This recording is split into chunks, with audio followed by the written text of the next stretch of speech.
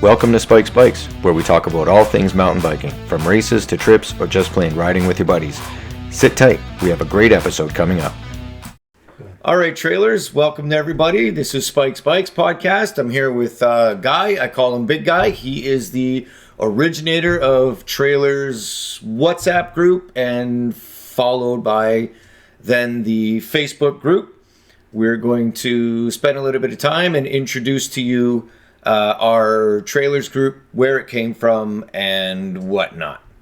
So, as previously stated in one of the other podcasts, I am the fourth or fifth person that was in the Trailers group. I met Guy out at the trails. We started doing some Saturday morning group rides together, and then we'd hang out for a little bit, a couple hours after the fact, and basically ride until Guy's legs didn't work, and then we would have to walk him back to his car and try it all again next week. But that's where I started hanging out with Guy. So it's been an awesome ride since I believe 2019 we met. Yep. That was the year I bought my Rocky Mountain Thunderbolt, and Guy was riding a Specialized, what was it called? Rockhopper. Specialized Rockhopper with 2007. An 07 Rockhopper with a really long seat post. Oh, God. A really long seat post to reach all the way up to Guy's 6'4" height. So if anybody doesn't know, they didn't really make big bikes back then. They were all kind of small. So on that note, I'm going to let Guy tell us a little bit about his coaching and why he started the Trailers group to begin with, which is the group that you guys are all in and get to be part of our community from. Yeah. So, why did you start the group, and how did you come up with the idea to start the WhatsApp group? Yeah, so I think it all started about 10 years ago. I wanted to get a little bit more into mountain biking, and before that I used to just do like street riding, a little bit of gravel riding.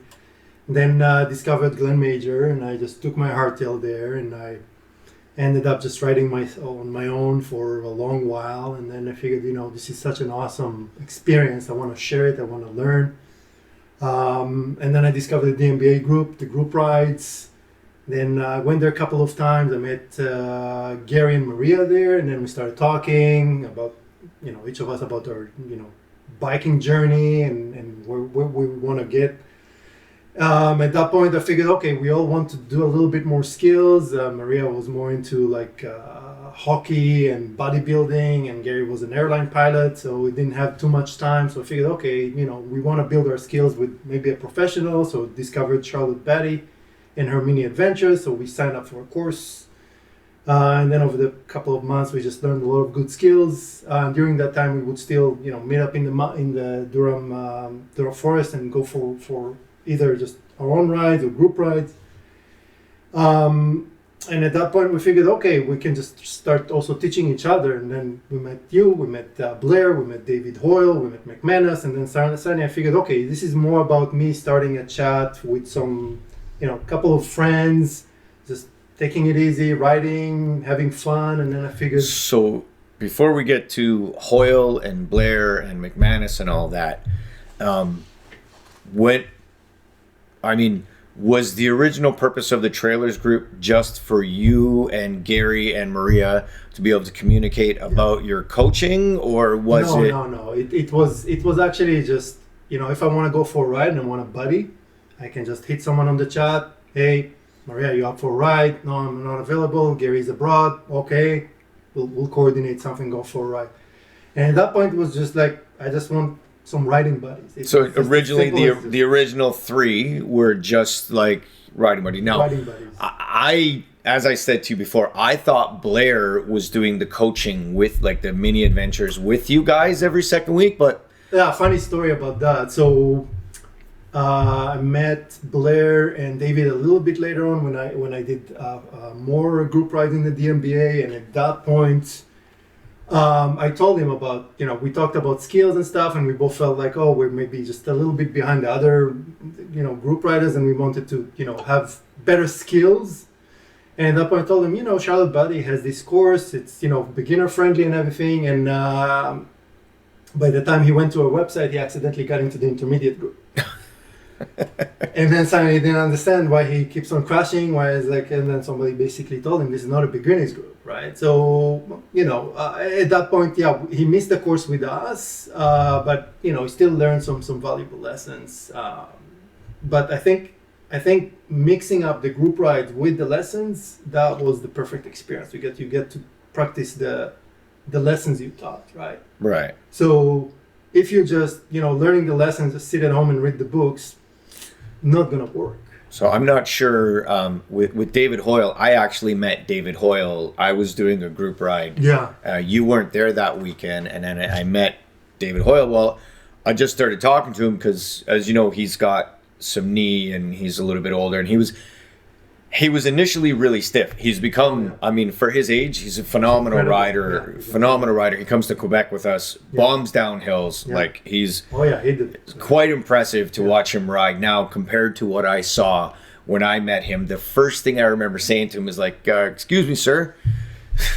You, when you try to turn the corner, if you just kind of point your knee where you want the bike to go, you'll find it so much easier to get around, because he was initially steering handlebars only, and that's a good way to wash out if you're doing that. So to see David Hoyle join our group and then go from a guy who was sitting very upright on the bike, not turning his body, to what the guy does now, like it's absolutely phenomenal to see the improvements for everybody. So I know I didn't add Blair to the group, but I'm pretty certain I added David Hoyle. Okay. And then those two kind of hit it off, I'm guessing, because they're like, they're like, buddies now. They're always together. They're always talking. They're always, Bert and Ernie. Yeah. And when we go to Quebec, they're like, when we went to Quebec the first time, they were paired off. Like we went to Shanahan and Valley Brest Nord. Yeah. And so you didn't come with us, but I'm pretty sure it's in Valley Brest Nord. You ride up for 11 kilometers. 11.5 kilometers just climbing. No gondolas. Yeah. So when we got to the top, like it got a little technical, and the two of them took the lower trails, and my Mark and I did the other trails, and we kept meeting at the joints and stuff like that. So Hoyle and Blair were basically together all the time riding, because they were really, really close in terms of skill level and stuff like that. Mm-hmm. Not that I'm all that much better. I just, I've been riding longer and stuff like that, we'll call it. So I'm pretty sure I was like I think Blair was in the group. I think you added Blair before me, because I think Blair is probably the fourth one, and then I was the fifth one in the group. And without even asking you, I just kind of started, here, join our WhatsApp group. Yeah. And my big mouth added David Hoyle and Thomas. Yeah. Thomas, oh my God, I met Thomas at a group ride. Yeah, I remember. I was there. and Blair was there. So I had these gummies, blocks, gummies, and they had caffeine and energy, and then they had sodium. Yep. So Thomas was going through water at an expedited rate. He drank all of his water and sweated it all out, and then he just looked like he was crashing really hard. So I pulled out my gummies, not for him. I ate one, chewable blocks. I'm sure you guys have seen them. And I had I had an energy, a caffeine one, and then I looked over at Thomas and I said, oh, maybe this guy needs some energy. I'm like, do you want one of these gummies? So I turned around to talk to Blair or something like that, and Thomas was just popping them one after. But they're sodium. And I was like, whoa, big guy. Those are sodium. You're going to crystallize. You're gonna cramp up if you drink too much sodium. One or two might help you to absorb some of that water, but I don't know if you just want to eat salt when you're about to cramp up. It's probably not the best thing. So that's my funny story of meeting Thomas. Yeah. And then I'm pretty sure after that, he was welcomed into the group. I'm always going to forever remember that day. It was, to me, one of the funnier meeting somebody stories that you'll ever have. But Thomas is awesome. I love him. I wouldn't trade him for the world. I'm glad he's part of the group. So I don't know, like, who else that I don't remember who else I've actually invited to the group. You might remember some of the people that joined in, like, from, call it 10 to 30 or 40. I don't know. I think that's the beauty of it. We're not, after we passed the initial stage of having those, just Gary, Maria, and myself writing together, and then suddenly you joined in and Blair joined in. At that point, I realized something. It's not just about me having a couple of friends to write.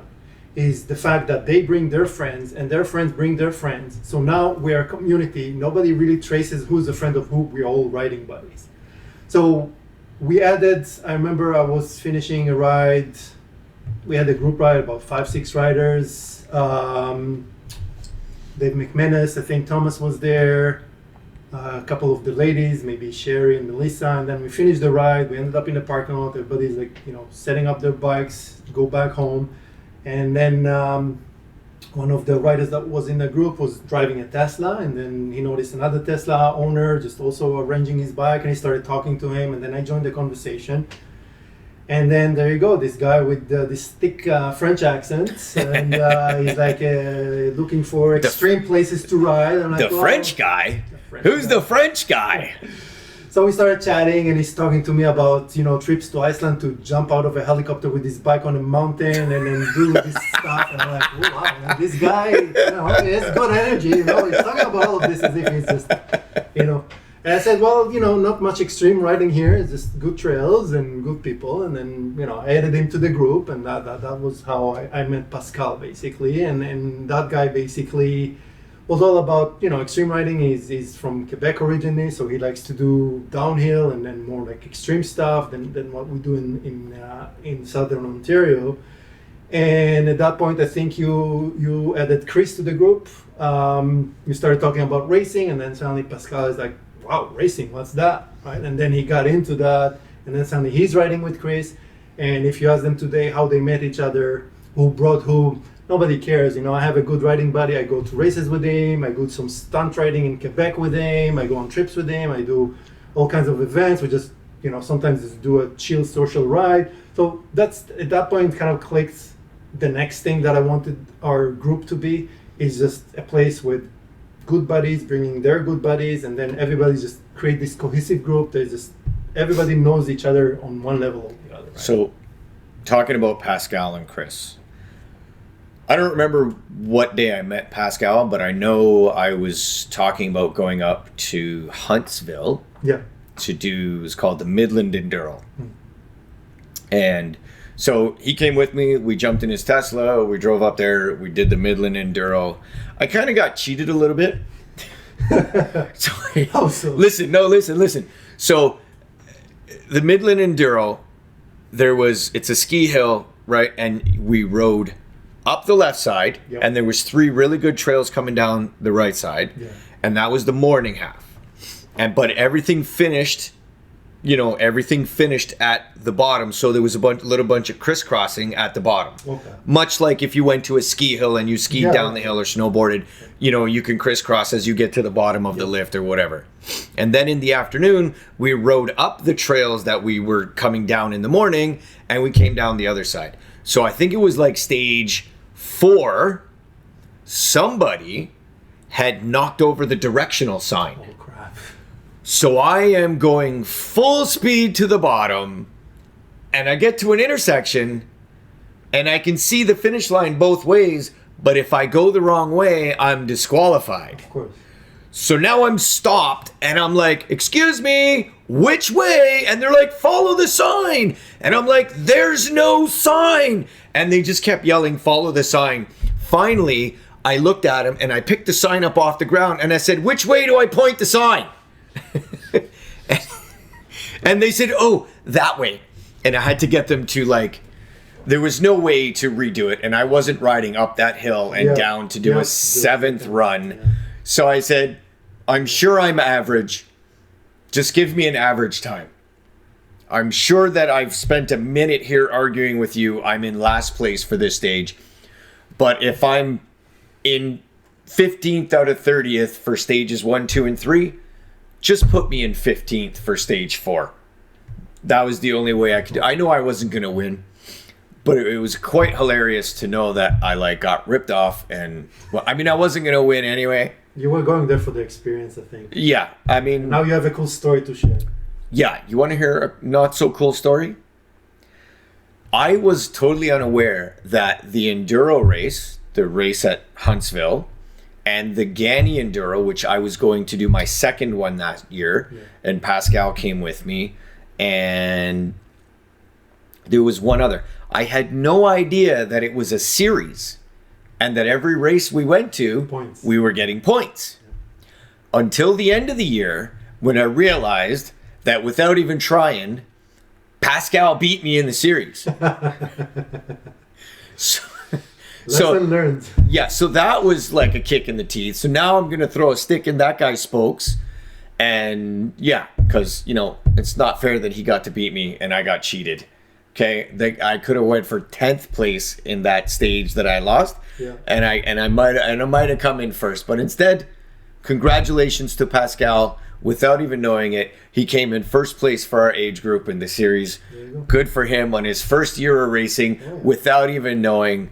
Absolutely ridiculous and totally unfair. But nonetheless, his name's in the record books, so we'll give it to him. He's a natural. Yeah. And then, I've told people the story about meeting Chris. I met him at the Thursday night races. Yeah. The O-Cup, was it? No, the Thursday night Durham Forest races. Oh, the one in Woods Newton. No. No? Durham Forest had a local weekly series that ended in 2019 just before COVID. Oh, okay. So the organizer was Eric Orschel.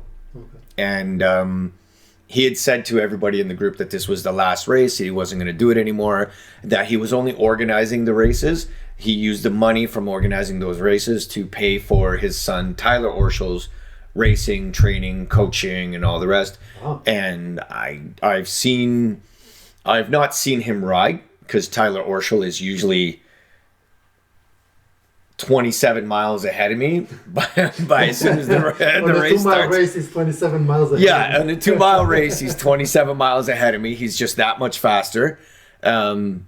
So I've never actually seen him ride, but I've seen him at the top of the results in the standings a lot. Okay. So, apparently Eric did something well for Tyler. Yeah, so, good for them. Cool. They're both really, really good riders. They, been in the racing scene forever and stuff like that. Yeah. That was when I met Chris doing the Thursday night race.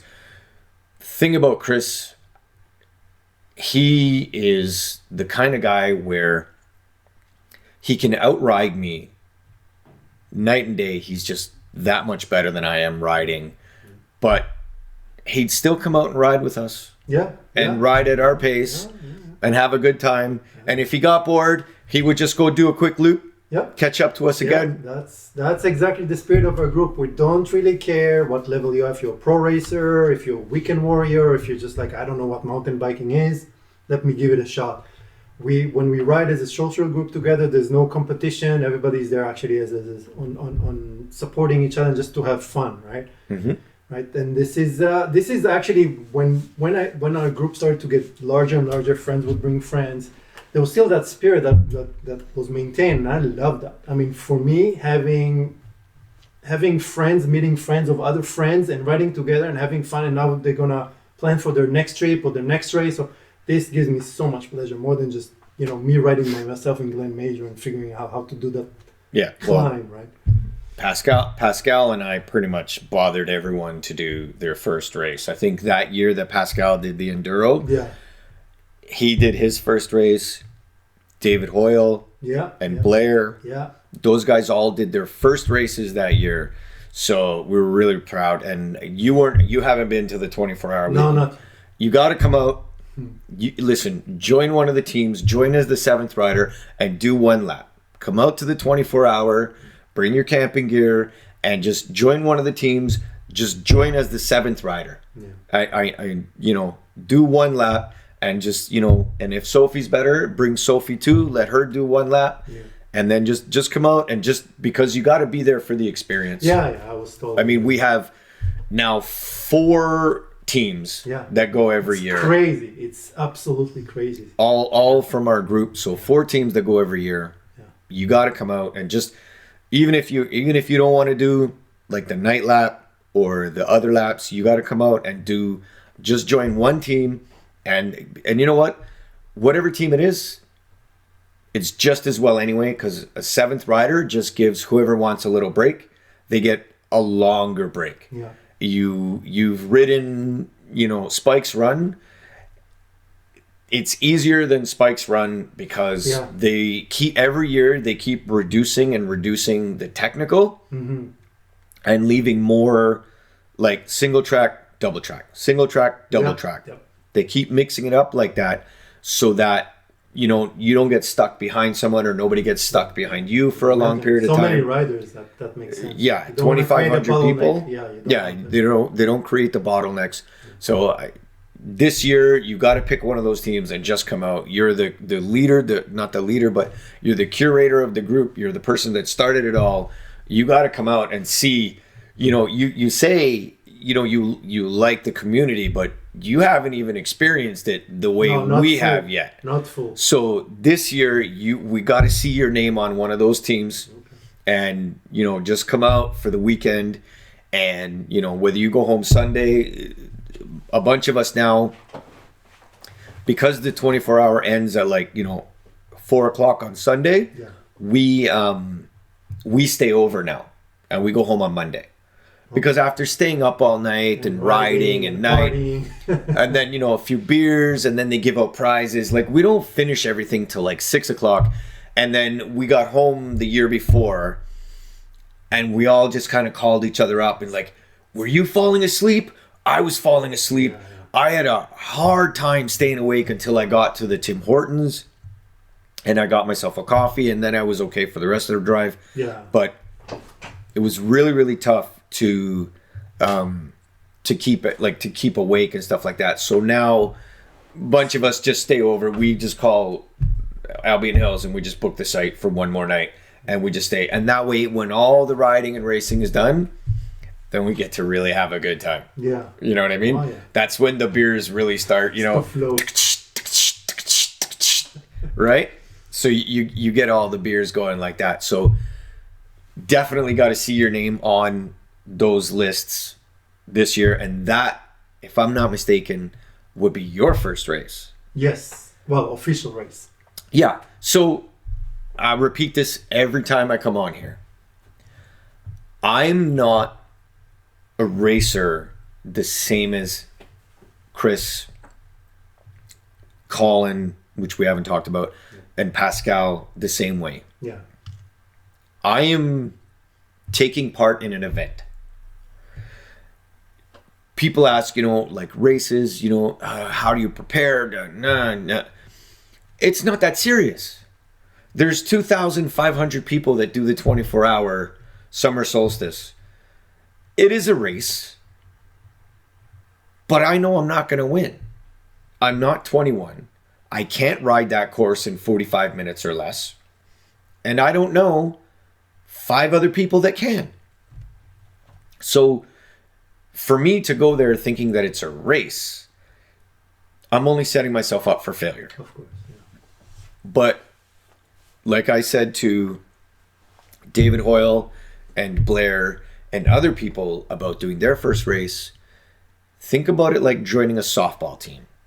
When it's your turn to bat, you go up, you give it your all, you enjoy the experience, and you go back down, you sit down, and you hang out with your buddies, and you enjoy the experience. It's a social event.